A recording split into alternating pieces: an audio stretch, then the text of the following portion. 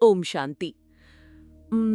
আমরা বাইরের পৃথিবীকে জয় করার জন্য আসলে কত কিছুই না করি, তাই না? একদম। মানে মহাকাশে স্যাটেলাইট পাঠানো থেকে শুরু করে হ্যাঁ, আর্টিফিশিয়াল ইন্টেলিজেন্স দিয়ে চারপাশের দুনিয়া একেবারে বদলে দিচ্ছি আমরা। কিন্তু একটু ভেবে দেখলে বোঝা যায় আমরা আমাদের চারপাশের পরিবেশকে যতটা নিয়ন্ত্রণ করতে পারি, নিজের ভেতরের জগৎটাকে মানে আমাদের মন বা সংকল্পগুলোকে কি আদৌ ততটা নিয়ন্ত্রণ করতে পারি? ঠিক বলেছেন। বাইরের এত এত সাফল্যের পরও মানুষের ভেতরের অস্থিরতা যেন কমছেই না।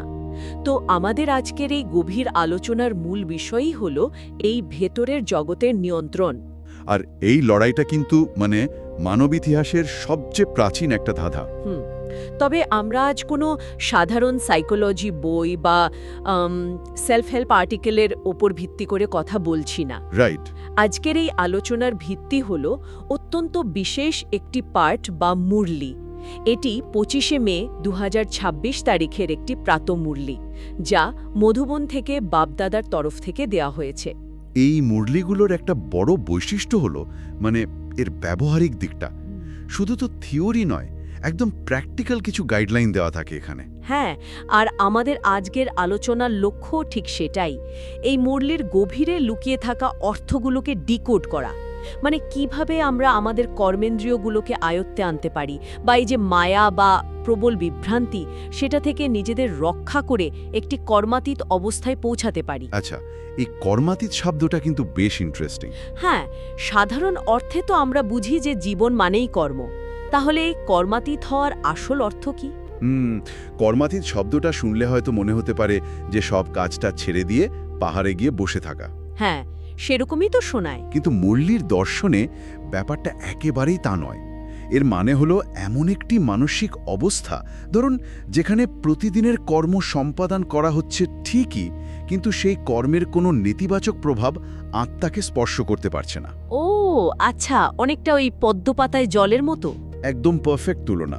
পদ্মপাতা যেমন জলে থেকেও জ্বলে ভেজে না, মানুষ কর্ম করছে কিন্তু সেই কর্মের অতীত একটি স্তরে তার চেতনা অবস্থান করছে। আর এই অবস্থায় পৌঁছানোর যে রাস্তা, সেটাই আজকের মুরলিতে খুব সুন্দরভাবে দেখানো হয়েছে। কিন্তু এই রাস্তায় হাঁটার ক্ষেত্রে তো সবচেয়ে বড় বাধা হলো আমাদের ইন্দ্রিয়গুলো, তাই না? হ্যাঁ, আমাদের ফিজিক্যাল সেন্সেস। মুরলিতে খুব পরিষ্কারভাবে বলা আছে যে মায়া অত্যন্ত প্রবল, আর আমাদের প্রতিটি কর্মেন্দ্রিয় পদে পদে আমাদের ধোঁকা দেয়। কিন্তু এর মধ্যে সবচেয়ে বড় শত্রু হিসেবে মানে বারবার একটা বিশেষ ইন্দ্রিয়ের কথা বলা হয়েছে। আমাদের চোখ বা দৃষ্টি। হ্যাঁ, বলা হয়েছে যে নিজের স্ত্রী থাকা সত্ত্বেও অন্য কারোর রূপ বা সাজগোজ দেখলে এই চোখ আকৃষ্ট হয়ে যায় আর মনের ভেতরে নানা চিন্তার জন্ম দেয়। তো আজকাল আমরা ভাবি স্মার্টফোনের নোটিফিকেশন আমাদের সবচেয়ে বেশি ডিস্ট্র্যাক্ট করে, কিন্তু আসল ডিস্ট্র্যাকশন তো আমাদের নিজেদের ভেতরেই বসানো আছে, আমাদের চোখ। কিন্তু অন্যান্য ইন্দ্রিয় যেমন কান বা মুখের চেয়ে চোখকেই কেন সবচেয়ে বড় শত্রু বলা হলো? কারণটা আসলে বেশ গভীর। এখানে মায়া বলতে তো কোনো পৌরাণিক দানবের কথা বলা হচ্ছে না। মায়া হলো সেই ইলিউশন যা আমাদের জাগতিক আকর্ষণের দিকে টানে। আচ্ছা। আর চোখ কেন এত বড় শত্রু, তার একটা খুব জোরালো মনস্তাত্ত্বিক ব্যাখ্যা আছে। মানুষের ব্রেনের একটা বিশাল অংশ ভিজুয়াল প্রসেসিংয়ের সাথে যুক্ত। দেখার সাথে। রাইট। যখন চোখ কোনো আকর্ষণীয় বস্তু বা ব্যক্তিকে দেখে, তখন ব্রেনে মানে তাৎক্ষণিকভাবে একটা আকাঙ্ক্ষা তৈরি হয়। কাউকে সুন্দর দেখলে সেটা শুধু চোখেই সীমাবদ্ধ থাকে না। হ্যাঁ, মন তখন তার সাথে কথা বলতে চায়। একদম, কথা বলতে চায়, উপহার দিতে চায় বা খাওয়াতে চায়। মানে দৃষ্টি থেকে যে বাসনা শুরু হয় তা খুব দ্রুত পুরো শরীর ও মনকে মায়ার জালে আটকে ফেলে। বাপরে, অনেকটা যেন আমাদের নিজেদের শরীরের ভেতরেই একটা ট্রোজান হর্স বসানো আছে। হ্যাঁ, একদম তাই। কানের শোনার চেয়ে চোখের দেখার প্রভাব অনেক বেশি ডিরেক্ট এবং ফাস্ট। চোখের এক মুহূর্তের ভুল দৃষ্টি পুরো চিন্তার জগৎকে হাইজ্যাক করে নিতে পারে। তাহলে এই চেন রিয়াকশন ভাঙার উপায় কি? মুরলিতে তো একটা খুব শক্তিশালী ধারণার কথা বলছে। হ্যাঁ, আত্মিক দৃষ্টিভঙ্গির কথা। রাইট, সর্বদা নিজেদের ব্রহ্মকুমারী কুমারী ভাই বোন হিসেবে ভাবার কথা। তো মনস্তাত্ত্বিক দিক থেকে দেখলে এই দৃষ্টিভঙ্গি পরিবর্তনটা আসলে কিভাবে কাজ করে? এটি আসলে একটি অত্যন্ত কার্যকর কগনিটিভ রিফ্রেমিং। যখন সামনের মানুষটিকে শুধু একটি শারীরিক রূপ হিসেবে না দেখে একটি পবিত্র আত্মা এবং ভাই বা বোন হিসেবে দেখা হয়, তখন ওই জাগতিক আকর্ষণটা আর কাজ করে না, তাই তো? একদম ব্রেইনের যে অংশে ওই আকর্ষণ তৈরি হয় সেটা আর উদ্দীপিত হতে পারে না। এই পবিত্র সম্পর্ক স্থাপনের মাধ্যমেই শুরুতেই ওই নেগেটিভ চেইন রিয়াকশনটা ভেঙে দেওয়া সম্ভব। মানে দৃষ্টির ফিল্টারটাই পাল্টে ফেলার একটা প্র্যাকটিক্যাল উপায় এটা। রাইট। আচ্ছা, চোখ বা ইন্দ্রিয়গুলোর ধোঁকা তো এতই সূক্ষ্ম আর দ্রুত হয়, এর থেকে প্রতিনিয়ত বাঁচার উপায় খুঁজতে গিয়ে আমরা মুরলিতে দেখি নিজেকে প্রতিনিয়ত জিজ্ঞাসা করতে বলা হয়েছে যে আমরা আত্ম অভিমানী বা সোল কনসিয়াস হয়ে আছি কিনা। আর এর জন্য রোজ রাতে নিজের কর্মের চার্ট বা পোতামেল লিখতে বলা হয়েছে। হ্যাঁ, সারাদিনে কোন কর্মেন্দ্রিয় ধোঁকা দিয়েছে তার হিসাব রাখা।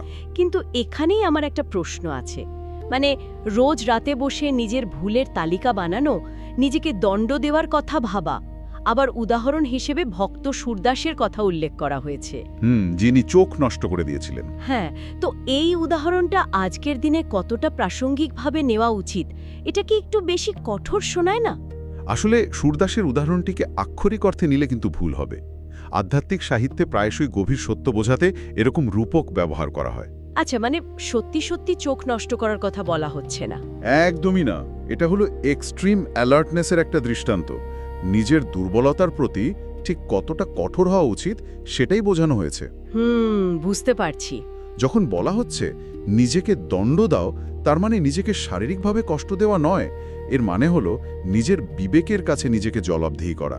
মানুষের মন খুব সহজেই নিজের ভুলগুলোকে জাস্টিফাই করে ফেলে তো।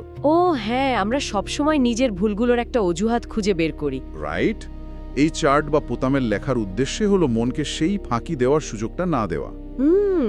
তাহলে আধুনিক যুগে যাকে আমরা হ্যাবিট ট্র্যাকার বলি, এটি তার একটি অত্যন্ত অ্যাডভান্সড ভার্সন বলা যায়। একদম তাই। আগেকার দিনে যেমন কোর্ট বসানো হতো আর মানুষ নিজের ভুল স্বীকার করত, এই পোতামের লেখা হলো রোজ রাতে নিজের ভেতরের আদালতে নিজেকে দাঁড় করানো। বাপরে!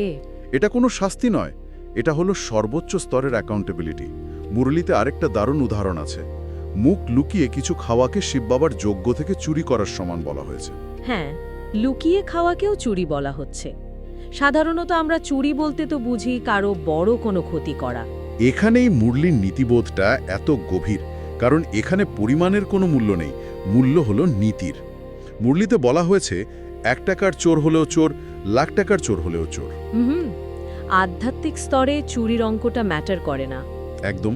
মন যখন একটা ছোট ভুলকে জাস্টিফাই করতে শুরু করে, তখন সে আসলে বড় ভুল করার রাস্তাও তৈরি করে ফেলে। ছোট ছোট ছাড় দেওয়াটাই বড় পতনের কারণ হয়। খুব সুন্দর বলেছেন।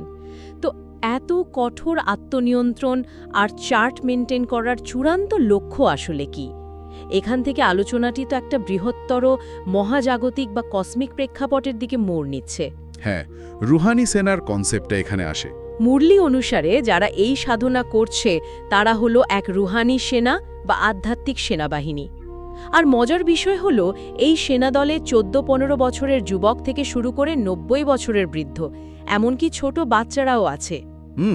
কারণ এটা এমন এক যুদ্ধ যেখানে শরীরের বয়স বা শারীরিক ক্ষমতার কোনো গুরুত্ব নেই। যুদ্ধটা তো আত্মার স্তরে হচ্ছে। এটা শুনতে অনেকটা অদ্ভুত একটা সুপার হিরো টিমের মতো লাগে, যেখানে শারীরিক শক্তির চেয়ে ভেতরের ইচ্ছা শক্তিটাই আসল। কিন্তু এই রুহানি সেনার লক্ষ্যটা কি? মুরলিতে বলা হচ্ছে এদের লক্ষ্য হল পুরুষোত্তম সঙ্গম যুগে মায়াকে পরাজিত করে শিব বাবার কাছ থেকে স্বর্গের উত্তরাধিকার লাভ করা। এই যে সঙ্গম যোগ আর স্বর্গের কথা এলো, তার আগে মুরলিতে উল্লেখিত কর্ম, অকর্ম এবং বিকর্ম, এই 3টি শব্দের পার্থক্য আমাদের একটু ক্লিয়ার করা দরকার। অবশ্যই। আধ্যাত্মিক দর্শনে সময়ের একটি চক্র আছে। এখনকার এই সময়কে বলা হচ্ছে সঙ্গম যুগ, মানে কলিযুগের অন্ত আর সত্যযুগের শুরুর মাঝখানের সময়। তো কর্মের মেকানিজমটা হলো বিকর্ম, মানে নেতিবাচক কর্ম বা পাপ, যা মায়ার প্রভাবে বা কাম, ক্রোধ, লোভের মতো বিকারের বশবর্তী হয়ে করা হয়। কলিযুগে মানুষ যা করে তার প্রায় সবটাই বিকর্ম, কারণ তার পেছনে কোনো না কোনো স্বার্থ জড়িয়ে থাকে, তাই তো? একদম। আর অকর্ম হলো সেই অবস্থা যা সত্য যুগে দেখা যায়, সেখানে আত্মারা সম্পূর্ণ পবিত্র থাকে। ও, মানে সেখানে কোনো বিকার থাকে না বলে কোনো বিকর্মও হয় না। রাইট। সেখানকার কর্মগুলোর কোনো নেতিবাচক কর্মফল তৈরি হয় না যা আত্মাকে বন্ধনে ফেলবে। আর এই সাধারণ কর্ম থেকে অকর্মের স্তরে পৌঁছানোর জন্যই এখন এই জ্ঞান দেওয়া হচ্ছে। মুরলিতে এই প্রসঙ্গে বলা হয়েছে যে জ্ঞান পেয়ে ত্রিনেত্রী বা ত্রিকালদর্শী হওয়া প্রয়োজন। এই ত্রিনেত্রী মানে তো তৃতীয় নয়ন, কিন্তু এটা তো কোনো ফিজিক্যাল চোখ নয়। না না, এটি হলো জ্ঞানের চোখ বা ইন্টেলেক্টের চোখ। যখন এই ঐশ্বরিক জ্ঞান লাভ হয় তখন মানুষ বুঝতে পারে কোনটা সঠিক আর কোনটা ভুল। আর ত্রিকালদর্শী মানে? যিনি অতীত, বর্তমান এবং ভবিষ্যৎ এই 3 কাল সম্পর্কে স্পষ্ট জ্ঞান রাখেন। যখন কেউ জানে যে আত্মার 84 জন্মের চক্র কিভাবে ঘোরে, কিভাবে সত্যযুগ থেকে কলিযুগে আসতে হয়েছে, তখন আর এই বর্তমানের ছোটখাটো জাগতিক আকর্ষণগুলো ম্যাটার করে না। একদম তাই। এই মহাজাগতিক প্রেক্ষাপটে মুরলিতে একটা খুব ইম্পর্টেন্ট দাবি করা হয়েছে। অন্য ধর্ম স্থাপকরা কেবল ধর্ম স্থাপন করেন, কিন্তু মানুষের আত্মাকে সদ্গতি দিতে বা বিকর্ম বিনাশ করতে পারেন একমাত্র শিব বাবা।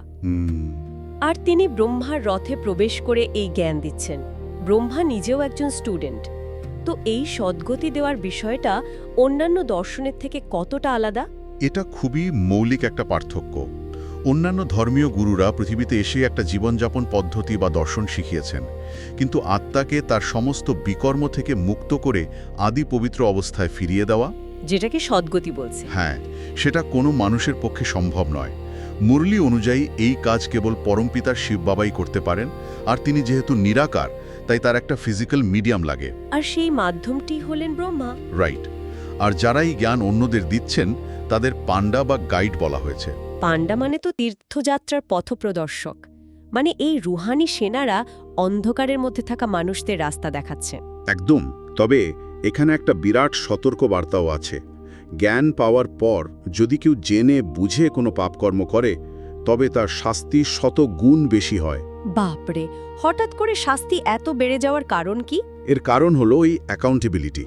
যখন কেউ অজ্ঞানে থাকে তখন তার ভুলের মাত্রা একরকম, কিন্তু কেউ যখন সত্য জেনে যায়, আলো হাতে পেয়ে যায়, তারপরও যদি ইচ্ছে করে অন্ধকারে ঝাঁপ দেয়, ঠিক তখন সেটা আর শুধু ভুল থাকে না, সেটা হয়ে যায় জ্ঞানের অবমাননা।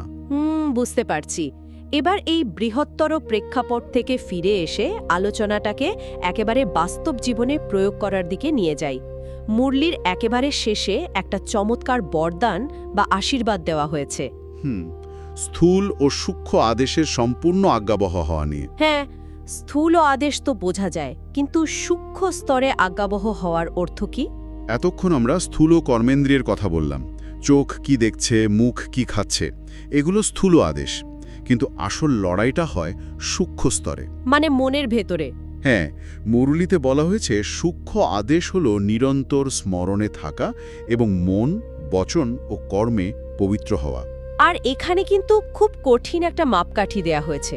বলা হয়েছে মনে সামান্য অশুদ্ধ সংকল্প এলেও তাকে সম্পূর্ণ পবিত্র বলা যাবে না। এখানেই আধ্যাত্মিকতার সবচেয়ে কঠিন পরীক্ষা। বাইরে থেকে আপনি হয়তো খুব ভালো আচরণ করছেন, মিষ্টি কথা বলছেন, কিন্তু মনের গভীরে হয়তো কারোর প্রতি রাগ বা ঈর্ষা লুকিয়ে আছে। একদম। যতক্ষণ ওই একটা নেতিবাচক চিন্তাও মনের মধ্যে বিনা আদেশে প্রবেশ করতে পারছে, ততক্ষণ সম্পূর্ণ আজ্ঞাবহ হওয়া যায়নি। মানে পবিত্রতা শুধু শারীরিক নয়, চিন্তার সম্পূর্ণ স্বচ্ছতা। আর সবশেষে যে স্লোগানটি দেয়া হয়েছে সেটা খুব সুন্দর। হৃদয় থেকে শিব বাবাকে বাবা বলাই হলো সবচেয়ে বড় গুণ। কারণ যখন হৃদয় থেকে ভালোবাসার সম্পর্ক তৈরি হয় তখন এই কঠোর নিয়মগুলো বা চার্ট লেখাটা আর জবরদস্তি মনে হয় না। রাইট, স্বভাব হয়ে যায় তখন। তো যারা শুনছেন, আজকের এই গভীর আলোচনা আমাদের চিন্তার অনেকগুলো নতুন দরজা খুলে দেয়।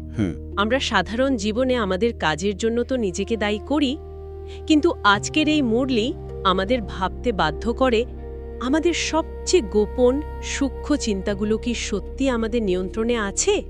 খুব ইম্পর্ট্যান্ট একটা প্রশ্ন। যদি একটা ছোট অশুদ্ধ চিন্তাও পুরো আধ্যাত্মিক যাত্রার মোড় ঘুরিয়ে দিতে পারে, তবে আজ এই আলোচনা শেষ করার পর আপনি নিজের কোন সূক্ষ্ম চিন্তাটির হিসাব সবার আগে চাইবেন? বাইরের পৃথিবীকে জয় করা হয়তো সহজ, কিন্তু আসল লড়াইটা তো নিজের ভেতরেই। একদম তাই। যারা আমাদের সাথে ছিলেন সবাইকে ধন্যবাদ। এই আত্মপর্যবেক্ষণ আমাদের সবার কাজে আসুক। ওম শান্তি। ওম শান্তি।